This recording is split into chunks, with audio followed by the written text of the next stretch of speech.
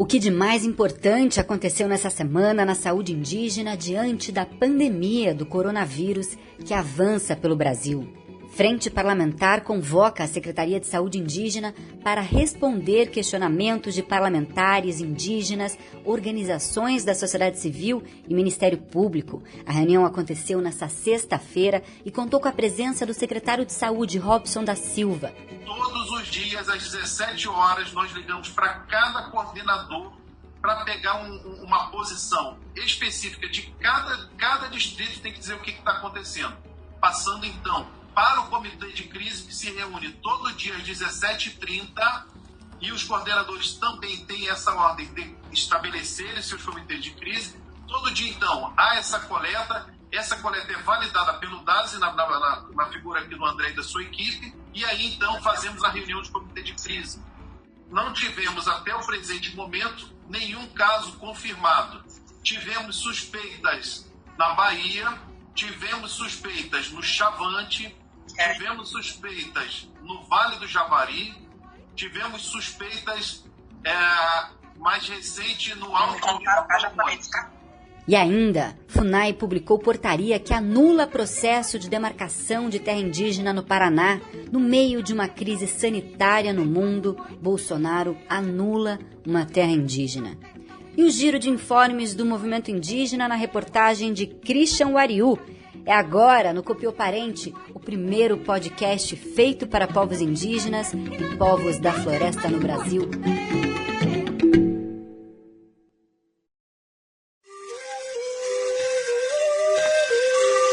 Copiou Parente.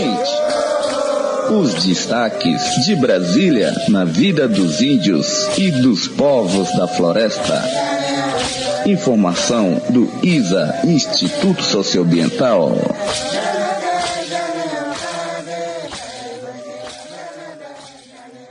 Em reunião realizada por videoconferência nesta sexta-feira, com mais de 60 pessoas, o secretário especial de Saúde Indígena, Robson Santos da Silva, defendeu o isolamento das comunidades indígenas para evitar a contaminação pelo coronavírus, que está provocando a doença conhecida como Covid-19. Participaram desse encontro, dessa reunião, lideranças indígenas, técnicos da Secretaria de Saúde Indígena, além de parlamentares e representantes de organizações indígenas e indigenistas.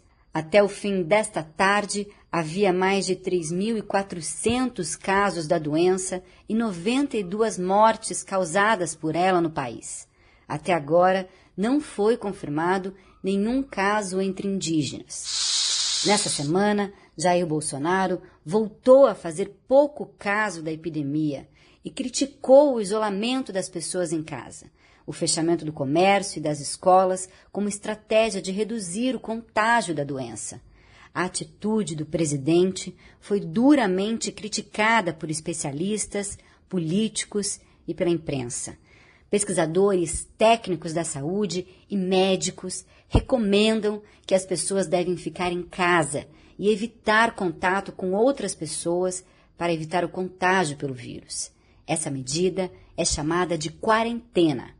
A Sônia Guajajara, da PIB, participou dessa reunião e cobrou do secretário um posicionamento sobre esse assunto. Depois desse pronunciamento do presidente, houve assim, um impacto negativo muito grande nas orientações que estavam sendo feitas, né, sobre a quarentena, sobre o isolamento social, sobre, né, os indígenas permanecerem nas aldeias. Então, tudo que vinha sendo feito foi meio que flexibilizado, né, encorajado pelo discurso. Então, se a CESAI mantém essa orientação, né, de permanecer nas aldeias, eu queria sugerir um pronunciamento oficial do secretário nas redes, né, nos meios de comunicação, para reforçar esse pedido. Porque a gente sabe que não é porque o presidente está dizendo para sair, não é porque ele está dizendo que está liberado, que os riscos acabaram, né? De forma alguma. Ouçam o que o secretário Robson Santos da Silva disse sobre esse assunto. Com relação à quarentena, esse é um debate mundial. É quarentena ou não é quarentena? Quantos vão ser infectados? nós aqui na CESAI permanecemos com a orientação da quarentena. É para permanecer na aldeia, é para tomar todas as medidas. Então, essa é a nossa orientação oficial aqui enquanto órgão de saúde. Nós não fazemos política, nós fazemos saúde. O secretário também informou que foi criado um comitê especial para acompanhar a crise de saúde. Além disso, garantiu que não vai faltar dinheiro na CESAI para prevenir e identificar casos entre indígenas e tratar de quem fica doente. Ouçam aí o que ele falou sobre isso. Todos os dias, às 17 horas, nós ligamos para cada coordenador para pegar uma posição específica de cada distrito, tem que dizer o que está acontecendo. Passando, então, para o comitê de crise, que se reúne todo dia às 17h30, e os coordenadores também têm essa ordem de estabelecerem seus comitês de crise. Todo dia, então, há essa coleta é validada pelo DASE, na figura aqui do André e da sua equipe, e aí, então, fazemos a reunião de comitê de crise. Não tivemos, até o presente momento, nenhum caso confirmado. Tivemos suspeitas na Bahia, tivemos suspeitas no Chavante, tivemos suspeitas no Vale do Javari, tivemos suspeitas... ano passado recebemos um aporte de 100 milhões e esse ano há uma previsão de receber um novo aporte de 160 milhões para que a gente, então, cumpra com todas as nossas obrigações. Chamamos aqui todos os coordenadores e presidentes de Condizem para uma conversa onde nós tratamos, eles fizeram seus PDSIs, nós pactuamos a força de trabalho para 2020 e 2023, haverá um acréscimo entre 20% e 30% da força de trabalho a partir de julho, e esse acréscimo da força de trabalho particularmente privilegiando a área técnica e particularmente privilegiando a mão de obra indígena. Nós temos muitos indígenas hoje formados em vários cursos, ensino superior, ensino técnico, e nós queremos privilegiar, porque são essas pessoas que estão lá na ponta. Robson Santos da Silva informou ainda que há 470 milhões de reais distribuídos por prefeituras em todo o país destinados ao atendimento da saúde dos povos indígenas, mas que ainda não foram usados. Nessa reunião de hoje, ele disse que os técnicos da CESAI estão ligando para essas prefeituras para avisar que o dinheiro deve ser gasto imediatamente. Uma das maiores preocupações das lideranças é o risco de contaminação das comunidades por invasores das terras indígenas, como caçadores e madeireiros ilegais, grileiros de terra e garimpeiros. Em entrevista ao site do ISA, o médico e pesquisador da Fiocruz, a Fundação Oswaldo Cruz, Andrei Moreira Cardoso, disse que uma vez que o coronavírus contamine alguém numa aldeia indígena, a disseminação é muito rápida e difícil de conter.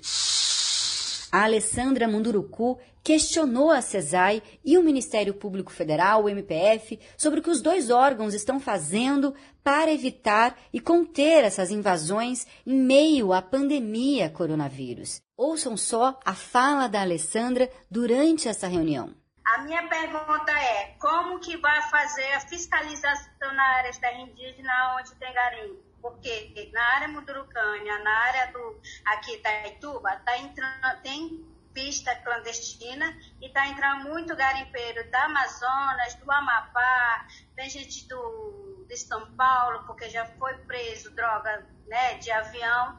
Então, não tem fiscalização. Como que vai fazer para fiscalizar? Né, a CESAI e o MPF, é uma das preocupações que as lideranças estão sempre perguntando.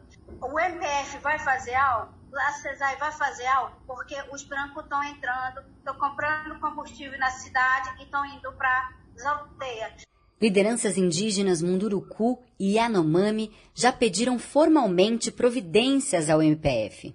O órgão ainda não deu uma resposta, mas a procuradora Márcia Brandão, do MPF do DF, reconheceu que o problema é sério e disse que vai reforçar os pedidos das lideranças indígenas com os procuradores nessas regiões e com a 6ª Câmara de Coordenação e Revisão do MPF, que atua na defesa dos direitos indígenas.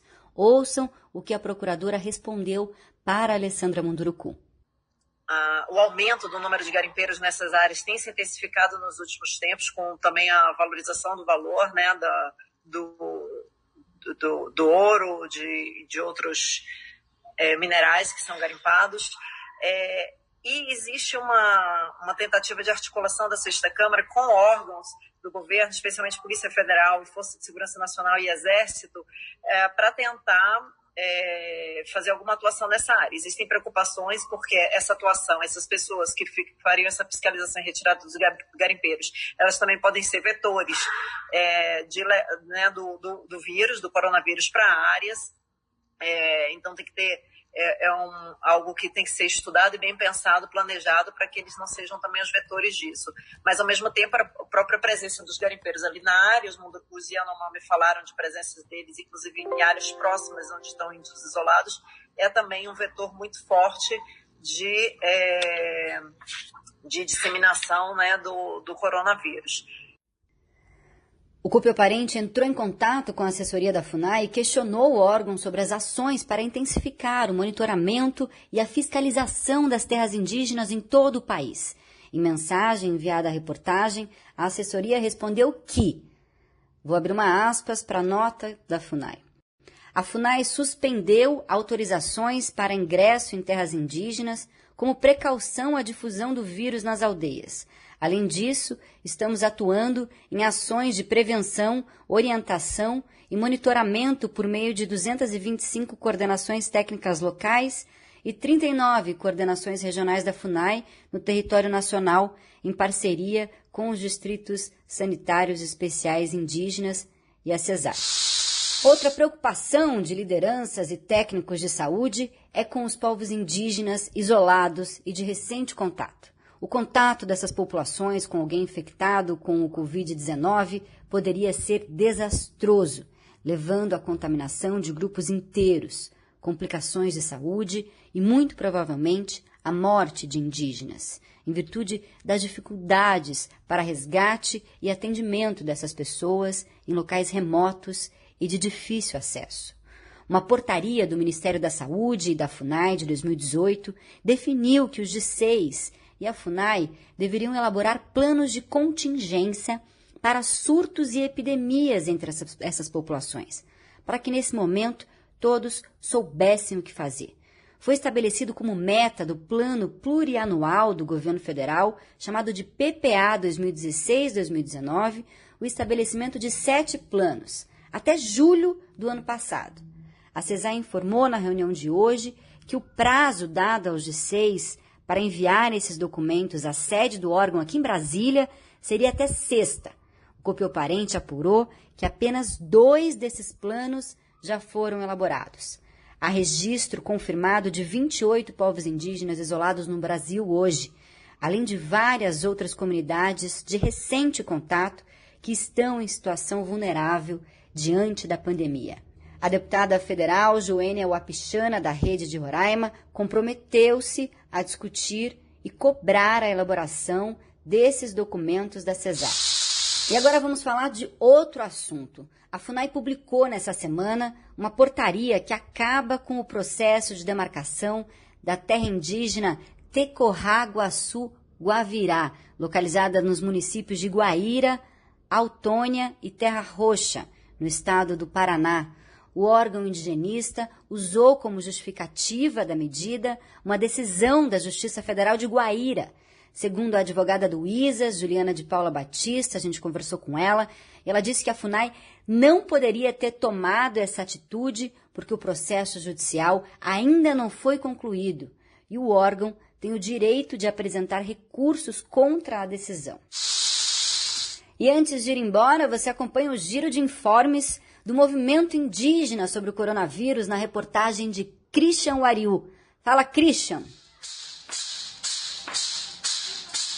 Diante de tanta desinformação que ronda o mundo atualmente e também na demora de produção de materiais que orientem e informem os povos indígenas a se cuidar e agir diante do que já podemos considerar uma das piores crises da saúde mundial dos últimos anos, o que vem chamando muita atenção nesse momento delicado é justamente a união de diversas organizações indígenas e indigenistas que, mesmo com pouquíssimos recursos, estão utilizando de toda a sua criatividade e ferramentas disponíveis para manter os povos indígenas informados contra essa nova doença. Um exemplo é o vídeo da COIAB, em colaboração com a mídia índia, que informa o básico sobre o que é e como identificar os sintomas dessa doença. Vamos combater o coronavírus. Estamos vivendo um momento de pandemia de um tipo de infecção respiratória igual à gripe, causada pelo vírus chamado coronavírus, Covid-19. Os principais sintomas do coronavírus são febre, dor de garganta, tosse, mas também podem causar diarreia, dores no corpo, dor de cabeça e dificuldade para respirar. Ou no pronunciamento que as federações indígenas direcionam às suas regionais, como foi a FOIRNE, na fala do seu presidente Marivelton Barroso, do povo Baré. Queridos parentes, como vocês todos sabem, a gente está enfrentando uma pandemia global causada pela gripe do coronavírus 19, uma doença que pode ser letal. A APIB, o maior órgão brasileiro de luta dos povos indígenas, também não poderia ficar de fora e também produziu diversos materiais infográficos e lives para falar e responder questionamentos sobre o Covid-19 na fala de Sônia Guajajara. As medidas que estão sendo tomadas, os protocolos que a própria CESAI está adotando, os esforços que as entidades estão fazendo, a articulação com os governos dos estados que estão sendo feitas, a articulação da Frente Parlamentar Mista em Defesa do Direito dos Povos Indígenas, que estão também ali se reunindo e pensando essas medidas aí, essas orientações, tanto para prevenir como também para ajudar hoje, para apoiar todos os indígenas que estão nas aldeias. Vários boletins de áudio, assim como esse, que é o Copiou Parente, estão se mobilizando para espalhar informações e cuidados de maneira correta. E nessa oportunidade, um alerta sobre uma nova doença que está se alastrando pelo mundo. Meu nome é Mayal Caiapó e hoje vou falar com você sobre a disseminação do coronavírus e algumas orientações para preservar a saúde de nossas comunidades. Inclusive produzidos na própria língua materna, como o exemplo do boletim do áudio do povo Mebengocre. Moi bene coronavírus, mekane yane kubekayaka kamkatot, Arab, Brasil Camboja.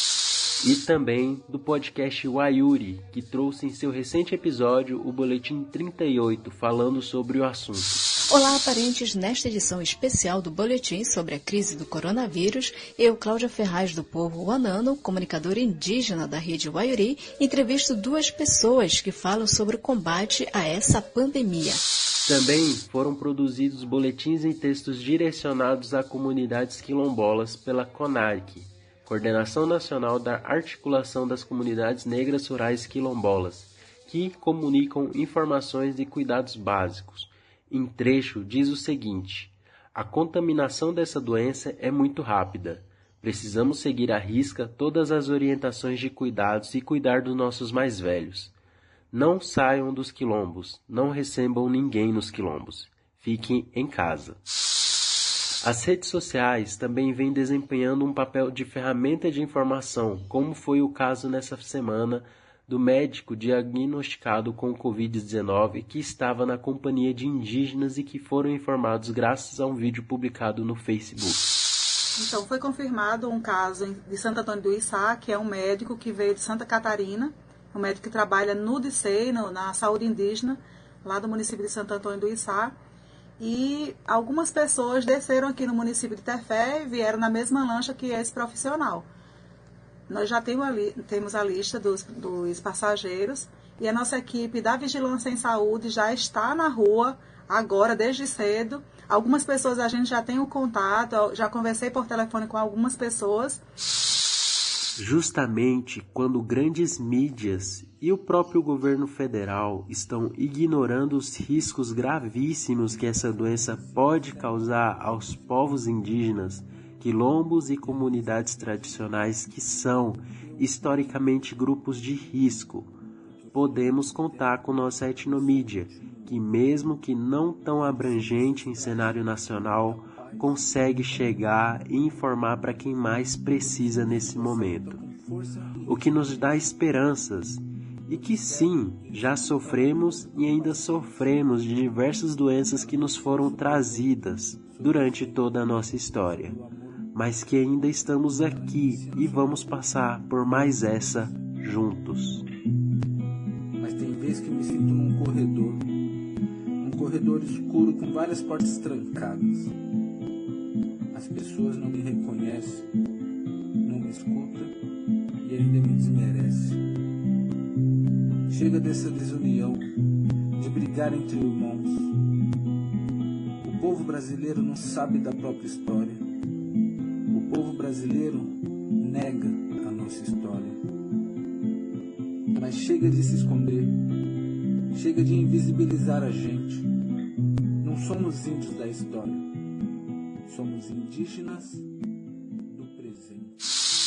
Copiado, hoje é sexta-feira, 27 de março. Eu sou Letícia Leite e você acabou de ouvir o Copiou Parente, o primeiro podcast feito para povos indígenas e povos da floresta no Brasil. O Copiou contou com a produção e edição de texto do jornalista Oswaldo Braga. A edição de áudio é do Christian Wayu e a gente volta na semana que vem. Fiquem em casa, fiquem nas aldeias, fiquem nos quilombos, fiquem nas resecs. Até semana que vem. Copiou, parente.